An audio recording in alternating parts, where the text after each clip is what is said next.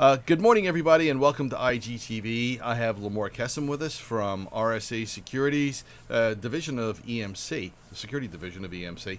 All right, and Limor comes to us from over in Israel, and it's RSA's fraud action research group. Correct? Do I have that right, Limor? Yes, that's the research lab. That's right. Yeah, the research lab. Thank you very much. All right, so Limor, you're going to get into this whole thing with credit cards today, huh? And credit card Yeah, aggregators. that's right. All right, so why don't you take it away, Yeah. and I'll get over the hiccup with the mechanics here, and we're on our way. All right, great, Joe. So as you were saying, I was going to get into how fraudsters get their hands on credit card information, how the cards actually hit the black market to begin with.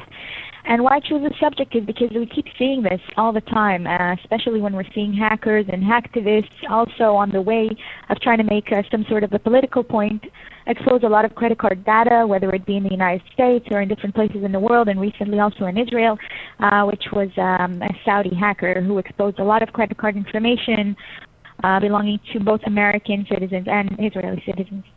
So we're going to see how these cards actually hit the black market. The most common way is by hacking.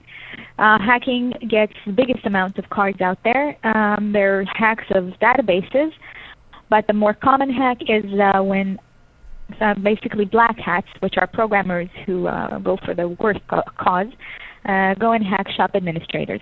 They try to get the admin's password or inject the database with an SQL injection, which in turn can bring back the whole username and password list to the hacker.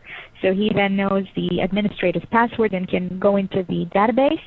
And of course, once he does that, he has all the addresses, the name, the credit card numbers, and everything that has to do with the order that the shop administrator received. So every virtual shop has a shop administrator.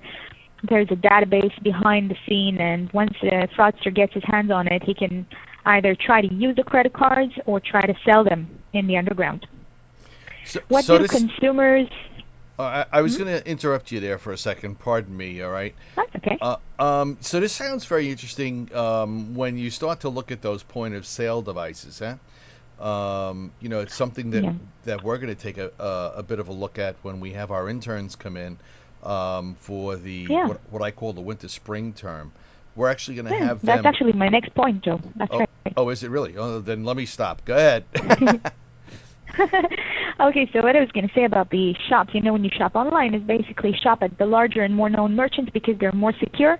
And this should also encourage the smaller merchants to understand that they're, running a risk, and they should invest more into the security of their websites, especially when a lot of times they buy off-the-shelf solution for virtual shops, and then they all get the same type of platform. And when a hacker gets one, then he gets everybody that's using that. He gets one vulnerability, and he keeps hacking the same platform over and over again.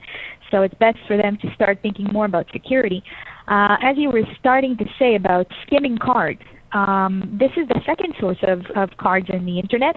That means that people inside stores skim the cards. That means they pass it through their skimmer before they even pass it in the real swiper. And a lot of times point of sales are being tampered with either by employees or insiders. If the shop's owner is actually somebody who's trying to make extra money from fraud, then he obviously can do whatever he wants. This is more of a local crime type of things. It's not in the as big as what happens on the internet.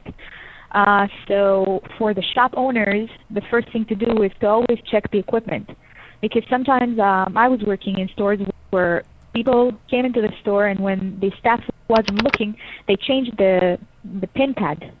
They just swiped, they changed it, and then when people would enter their PIN, it would be recorded on the other device. So it's important to check the equipment, because a lot of times the real equipment will have a logo, will have something that shows that it belongs with the point of sale. And what people can do is always keep a close watch when their card is out of their hand. Make sure that nobody is swiping it twice. Just, a lot of times they can see if there are two swiping devices in front of the cashier.